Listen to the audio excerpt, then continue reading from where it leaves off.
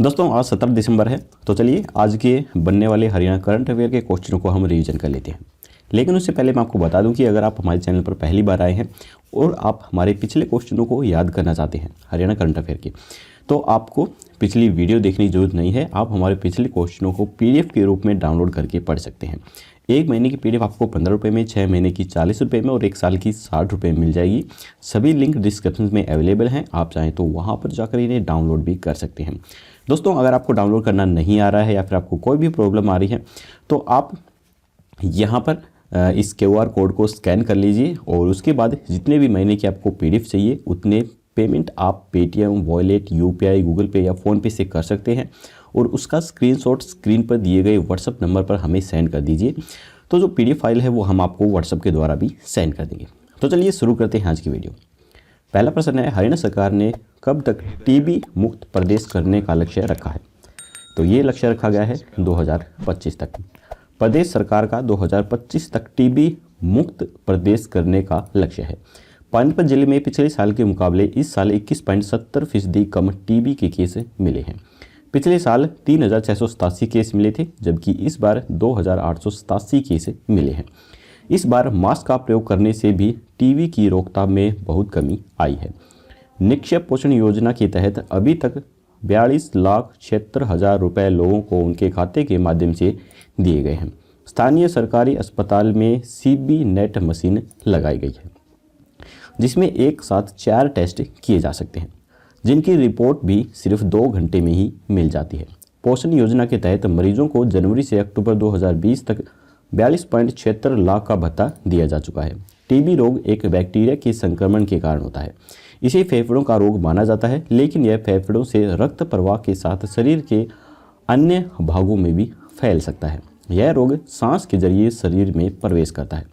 किसी रोगी के खांसने से, बात करने से, छींकने से, थूकने से या फिर बलगम से थूक की जो छोटी छोटी बूंदें होती हैं वो हवा में चली जाती हैं और जिसमें उपस्थित बैक्टीरिया कई घंटों तक हवा में उपस्थित रहते हैं और स्वस्थ व्यक्ति के शरीर में सांस लेते समय प्रवेश करके उसमें भी रोग पैदा कर देते हैं। औद्योगिकरण और तंग रहन सहन भी TB का एक कारण माना जाता है। तो यहाँ पर TB के कुछ लक्षण हैं वो मैं आपको बता देता हूँ। सप्ताह से ज़्यादा खांसी लगातार होती है तो ये लक्षण हो सकता है। खांसी के साथ बलगम आ रहा है तो खांसी में कभी कभार खून आना, भूख कम लगना, लगातार वजन कम होना, शाम या रात के वक्त बुखार आना, सर्दी में भी पसीना आना, सांस उखड़ना या सांस लेते हुए सीने में दर्द होना, इनमें से कोई भी लक्षण हो सकता है। और कई बार तो क्या होता है कि इनमें से कोई लक्षण नज़र नहीं आते हैं, तब भी TB की बीमारी हो सकती है। तो चलिए इसके बाद अगला क्वेश्चन है, हाल ही में उत्तर पश्चिम रेलवे को कितने ऊर्जा संरक्षण पुरस्कार दिए गए हैं? तो ये दिए गए हैं 12। उत्तर पश्चिम रेलवे बीकानेर, हिसार समेत विभिन्न स्थानों पर लगाए गए सोलर पैनल से हर वर्ष 75 लाख यूनिट बिजली का उत्पादन किया जाता है। जल्द ही फेज 1 में 603 एकड़ भूमि पर 151 मेगावाट के सोलर पावर प्लांट लगाने की भी तैयारी की गई है। सोलर पैनल से अधिक बिजली उत्पादन का ही नतीजा है कि उत्तर पश्चिम रेलवे को सबसे अधिक 12 ऊर्जा संरक्षण पुरस्कार दिए गए हैं। उत्तर पश्चिम रेलवे के मुख्य जनसंपर्क अधिकारी लेफ्टिनेंट शशि किरण के अनुसार राष्ट्रीय ऊर्जा दिवस प्रतिवर्ष 14 दिसंबर को मानवता की भविष्य की ऊर्जा से संबंधित समस्याओं के प्रति लोगों को अधिक जागरूक करने के लिए बनाया जाता है, जिसमें ऊर्जा संरक्षण की आवश्यकता, ऊर्जा दक्षता, ऊर्जा के उपयोग की जानकारी का प्रसार होता है। उत्तर पश्चिमी रेलवे में वर्ष 2019-20 में 96 मिलियन यूनिट ऊर्जा का उपयोग किया गया, जिसमें विद्युत कर्षण में 5 मिलियन यूनिट व अन्य कार्यों में 90 मिलियन यूनिट तथा 34.26 लाख किली डीजल कर्षण में उपयोग लाया गया है। इसके बाद अगला क्वेश्चन है कि हाल ही में किस PGI में कोरोना से बचाव में BCG टीकाकरण के सकारात्मक परिणाम का दावा किया गया है? तो ये किया गया है चंडीगढ़ PGI के अंदर। PGI चंडीगढ़ के विशेषज्ञों ने भी अध्ययन कर कोरोना से बचाव में BCG टीकाकरण के सकारात्मक परिणाम का दावा किया है। इस अध्ययन में BCI के विशेषज्ञों ने विश्व भर के देशों को 2 वर्गों में बांटा है। इसमें एक वर्ग में BCG टीकाकरण होने वाले देश को शामिल किया है, दूसरे में ना होने वाले देशों को। जिन देशों में BCG का टीकाकरण किया जा रहा है उसकी तुलना में ना होने वाले देशों में मरीजों की मौत की संख्या काफ़ी ज़्यादा है। भारत में 72 साल से BCG के टीके का इस्तेमाल हो रहा है। PGI में हुए अध्ययन के अनुसार अमेरिका और इटली जैसे जिन देशों में BCG टीकाकरण की पॉलिसी नहीं है, वहाँ कोरोना के मामले ज़्यादा सामने आ रहे हैं और मौतें भी वहाँ पर ज़्यादा हो रही हैं। वहीं भारत, पाकिस्तान, बांग्लादेश जैसे देशों के अंदर मौतें काफ़ी कम देखने को मिली हैं। इसके बाद अगला क्वेश्चन है कि हरियाणा के किस जिले के वैज्ञानिकों ने यह साबित किया है कि एमेटिन्स दवा कोरोना वायरस को खत्म करने में कारगर है? तो ये किया है हिसार में। राष्ट्रीय अश्व अनुसंधान केंद्र के तहत national centre for veterinary type culture के वैज्ञानिकों ने कोविड-19 और चिकन कोरोना वायरस का खात्मा करने वाली दवा को खोज लिया है। वैज्ञानिकों ने लंबे समय से अमीबियासिस, जो कि एक परजीवी रोग होता है जिसमें दस्त हो जाते हैं, इस रोग में प्रयोग होने वाली एमेटिक्स दवा को कोरोना वायरस के खात्मे के लिए प्रयोग किया है। एमेटिक्स एक फूड एंड ड्रग रजिस्ट्रेशन के द्वारा स्वीकृत दवा है। एमेटिक्स व्यावसायिक रूप से टैबलेट और इंजेक्शंस दोनों ही रूप में उपलब्ध है। प्रारंभिक अध्ययन में एमेटिक्स को वीरो कोशिकाओं में कोरोना वायरस के टाइटर को लगभग 10,000 गुना कम करते हुए भी देखा गया है। इन उत्साहजनक परिणामों के आधार पर वैज्ञानिकों ने इन्फेक्शंस ब्रोंकाइटिस वायरस के खिलाफ एमेटिक्स की एंटीवायरल क्षमता का भी परीक्षण किया है। जहां एमेटिक्स ने IBV के खिलाफ मुर्गी के भ्रूणों को बिना किसी प्रतिकूल प्रभाव की संपूर्ण सुरक्षा प्रदान की है, साथ ही भ्रूणों का विकास भी सामान्य बनाए रखा है। वैज्ञानिकों ने अपने अथक प्रयास से यह पता लगाया है कि एमेटिक्स दवा संक्रमित मानव कोशिकाओं के अंदर वायरस के प्रोटीन का संश्लेषण रोक देती है। एमेटिक कोशिकाओं में उपस्थित एक विशेष प्रोटीन EIFBE और वायरस के RNA का संपर्क नहीं होने देती है। फलस्वरूप वायरस के प्रोटीन का संश्लेषण और तत्पश्चात इसकी जीवन प्रक्रिया रुक जाती है और कोशिकाएं वायरस के दुष्प्रभाव से बच जाती हैं। इसके बाद है हरियाणा के किस जिले में कैंसर टर्सरी सेंटर का निर्माण किया जाएगा? तो ये किया जाएगा अंबाला के अंदर। टर्सरी सेंटर में अमेरिका सहित यूरोपियन देशों के लगभग 27 करोड़ की लागत से 3 आधुनिक मशीनें अंबाला के कैंसर टर्सरी सेंटर में लगाई जानी हैं। इसमें सिमुलेटर्स अमेरिका से अंबाला तक पहुंच चुकी है। इस मशीन से कैंसर रोगियों की बीमारी की सटीक जानकारी मिल सकेगी। इससे रेडियोथेरेपी प्लानिंग करने में चिकित्सकों को भी आसानी होगी। मरीज के बीमारी का डायग्नोसिस करने में चिकित्सक को सहायता भी मिलेगी। सिमुलेटर मशीन से एक मरीज की जांच करने में करीब 45 मिनट का समय लगेगा। इस तरह कुल मिलाकर 8 घंटे की शिफ्ट में करीब 8 मरीजों की जांच हो सकेगी। कैंसर टर्सरी सेंटर के निर्माण पर 65 करोड़ रुपए खर्च किए जा चुके हैं। इसके बाद है कि हरियाणा सरकार ने कब तक की अवधि के लिए हरियाणा रोडवेज के बस अड्डों पर स्थित दुकानों का पूरा किराया माफ़ करने का निर्णय लिया है?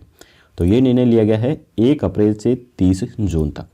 हरियाणा सरकार ने 1 अप्रैल से 30 जून 2020 तक की अवधि के लिए हरियाणा रोडवेज के बस अड्डों पर स्थित दुकानों का पूरा किराया माफ़ करने का निर्णय लिया है। साथ ही 1 जुलाई से 31 जुलाई 2020 तक की अवधि हेतु भी ऐसी दुकानों का 50% किराया माफ़ किया जाएगा। इसके बाद है हरियाणा के किस जिले में पहला थैला बैंक स्थापित किया गया है? तो ये किया गया है गुरुग्राम के अंदर। स्वच्छ सर्वेक्षण 2021 में गुरुग्राम को पहले पायदान पर लाने के उद्देश्य से नगर निगम ने गुरुग्राम में पहले थैला बैंक का शुभारंभ किया है। हालांकि यह पिछले साल 62वें स्थान पर रहा था। थैला बैंक का उद्घाटन पूर्व निगम पार्षद दलीप साहनी के द्वारा किया गया है। इसके साथ 20 से ज़्यादा महिलाएं जुड़ी हुई हैं जो विभिन्न बाजारों में क्षेत्रों में कपड़े व थैले उपलब्ध करवा रही हैं। यहाँ पर 3 रुपये से लेकर 20 रुपये तक के थैले उपलब्ध करवाए जाते हैं। थैला बैंक में कोई भी व्यक्ति अपने घर से पुराने कपड़े एवं प्लास्टिक की बोतल देकर कपड़े के थैले प्राप्त कर सकता है। इसके बाद है हाल ही में हरियाणा सरकार ने दृष्टिगत पेंशन धारकों की जीवन प्रमाण पत्र जमा कराने की तिथि को 1 नवंबर 2020 से बढ़ाकर कितनी करने का निर्णय लिया है? तो इसका उत्तर जानने से पहले दोस्तों, अगर आपको वीडियो पसंद आ रही है तो वीडियो को लाइक जरूर कीजिएगा। यदि चैनल पर पहली बार आए हैं तो चैनल को सब्सक्राइब करके घंटे पर ऑल नोटिफिकेशन जरूर दबाइए ताकि हमारी आने वाली लेटेस्ट वीडियो हैं वो आपको मिल सकें सबसे पहले। तो इसका आंसर है 28 फरवरी 2021 तक। हरियाणा सरकार ने कोविड-19 के दृष्टिगत पेंशन धारकों को बड़ी राहत देते हुए जीवन प्रमाण पत्र जमा कराने की तिथि 1 नवंबर 2020 से बढ़ाकर 28 फरवरी 2021 तक करने का निर्णय लिया है। इसके बाद है हाल ही में हरियाणा सरकार ने प्रदेश में किस योजना को प्रोत्साहन देने का निर्णय लिया है? तो ये निर्णय लिया गया है सूक्ष्म सिंचाई योजना को। हरियाणा प्रदेश में सूक्ष्म सिंचाई के लिए केंद्र सरकार ने 1200 करोड़ रुपए का पैकेज दिया है। ताकि किसानों की आमदनी को बढ़ाया जा सके। हरियाणा सरकार के द्वारा पानी की बचत और फसलों की पैदावार को बढ़ाने के लिए राज्य में हरियाणा सूक्ष्म सिंचाई योजना को शुरू किया गया था। इस योजना के तहत किसानों को 90% सब्सिडी दी जाती है ताकि किसानों की आय में बढ़ोतरी हो सके। इस योजना से कम पानी से ज़्यादा खेती की जा सकती है। यह देश की पहली योजना है जिसमें सौर ऊर्जा और ग्रिड के माध्यम से ऊर्जा का आदान प्रदान होता है और हॉटलाइन के जरिए नज़दीक 11 केटी लाइन से विद्युतीय ग्रिड सेंटर जुड़े हुए हैं। कृषि मंत्री ने कहा है कि प्रधानमंत्री ने किसानों की आमदनी दोगुना करने का जो लक्ष्य स्थापित किया है उससे भी जल्दी हरियाणा वो लक्ष्य प्राप्त कर लेगा। उन्होंने कहा है कि किसान कम पानी से ज़्यादा खेती करें। इस उद्देश्य से छोटे किसानों को सूक्ष्म सिंचाई के लिए 90% तक सब्सिडी देने का प्रावधान इस योजना के तहत किया गया है ताकि किसान ज़्यादा से ज़्यादा आमदनी ले सके। हाल ही में हरियाणा की किस यूनिवर्सिटी में ऑनलाइन इंटरेक्शंस प्रोग्राम का आयोजन किया गया? तो ये किया गया GJU गुरु जम्बेश्वर यूनिवर्सिटी के अंदर। गुरु जम्बेश्वर विज्ञान एवं प्रौद्योगिकी विश्वविद्यालय के हरियाणा स्कूल ऑफ बिजनेस के MCOM और MBA के प्रथम वर्ष के विद्यार्थियों के लिए MCOM व MBA के सीनियर्स ने 2 दिवसीय ऑनलाइन इंटरेक्शंस प्रोग्राम का आयोजन किया है। MCOM व MBA के फाइनल ईयर के स्टूडेंट्स ने हरियाणा स्कूल ऑफ बिजनेस के निदेशक प्रोफेसर करमपाल नरवाल व डॉक्टर दलबीर सिंह की देखरेख में यह प्रोग्राम किया है। हरियाणा स्कूल ऑफ बिजनेस मुख्य रूप से अपनी विभिन्न शैक्षणिक प्रक्रियाओं के दौरान व्यावसायिक शिक्षा की सभी सैद्धांतिक और व्यवहारिक दोनों पहलुओं के मद्देनज़र अपने सभी छात्रों को एक अच्छा इंसान बनाने और एक सफल पेशेवर बनाने का पूर्णतः केंद्रित भी है। इंटरेक्शंस प्रोग्राम से स्टूडेंट्स को एक दूसरे के अनुभव जानने का भी मौका मिलता है। MCOM व MBA के फाइनल ईयर के स्टूडेंट्स प्रथम वर्ष के स्टूडेंट्स को मोटिवेशन करने के साथ उन्हें सफलता के टिप्स भी दे सकते हैं। तो यहाँ पर हमारे हरियाणा करंट अफेयर के क्वेश्चंस खत्म होते हैं। अब हम अपना जल्दी सी रिवीजन टेस्ट भी लगा लेते हैं। तो पहला प्रश्न है, हरियाणा सरकार ने कब तक टीबी मुक्त प्रदेश करने का लक्ष्य रखा है? तो ये लक्ष्य रखा गया है 2025 तक। हाल ही में उत्तर पश्चिम रेलवे को कितने ऊर्जा संरक्षण पुरस्कार दिए गए हैं? तो ये दिए गए हैं 12। हाल ही में किस PGI में कोरोना से बचाव में BCG टीकाकरण के सकारात्मक परिणाम का दावा किया गया है? तो ये किया गया है चंडीगढ़ PGI में। हरियाणा के किस जिले के वैज्ञानिकों ने यह साबित किया है कि एमेटिन्स दवा कोरोना वायरस को खत्म करने में कारगर है? तो ये है हिसार के अंदर। हरियाणा के किस जिले में कैंसर टर्सरी सेंटर का निर्माण किया जाएगा? तो ये किया जाएगा अंबाला में। हरियाणा सरकार ने कब तक की अवधि के लिए हरियाणा रोडवेज में बस अड्डों पर स्थित दुकानों का पूरा किराया माफ करने का निर्णय लिया है? तो ये लिया है 1 अप्रैल से 30 जून तक। हरियाणा के किस जिले में पहला थैला बैंक स्थापित किया गया है? तो ये किया गया है गुरुग्राम में। हाल ही में हरियाणा सरकार ने दृष्टिगत पेंशन धारकों की जीवन प्रमाण पत्र जमा कराने की तिथि को 1 नवंबर 2020 से बढ़ाकर कितनी करने का निर्णय लिया है? तो ये लिया है 28 फरवरी 2021 तक। हाल ही में हरियाणा सरकार ने प्रदेश में किस योजना को प्रोत्साहन देने का निर्णय किया है? तो ये किया है सूक्ष्म सिंचाई योजना। हाल ही में हरियाणा की किस यूनिवर्सिटी में ऑनलाइन इंटरेक्शंस प्रोग्राम का आयोजन किया गया है? तो ये किया गया है गुरु जम्बेश्वर यूनिवर्सिटी। तो यहाँ पर हमारा रिवीजन टेस्ट भी खत्म होता है। अब हम कल के क्वेश्चन का आंसर जान लेते हैं। तो कल हमने आपसे पूछा था कि हरियाणा के किस जिले के निवासी केसर राम को $25,000 का अंतर्राष्ट्रीय पुरस्कार दिया जाएगा? तो इसका जो राइट आंसर है वो है हिसार के रहने वाले केसर राम को। पंजाबी साहित्य से संबंधित अंतर्राष्ट्रीय डाहा पुरस्कार के लिए इस बार हरियाणा के निवासी केसर राम के कथा संग्रह जनानी पौध का चयन किया गया है। इसके लिए उन्हें $25,000 कनाडाइन डॉलर की पुरस्कार राशि भी दी गई है। भारत सरकार निगम लिमिटेड में SDO के पद से स्वेच्छा से सेवानिवृत्त होने के बाद केसर राम ने खुद को पढ़ने और लिखने के लिए समर्पित किया हुआ है। उन्हें यह पुरस्कार 7 नवंबर को कनाडा के वैंकूवर में एक समारोह में दिया गया।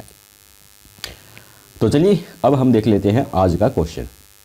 आज का क्वेश्चन है कि हरियाणा के किस जिले की मिंटी अग्रवाल युद्ध सेवा मेडल पाने वाली पहली महिला बनी है। तो ये किस जिले की है, गुरुग्राम, अंबाला, रोहतक या फिर हिसार।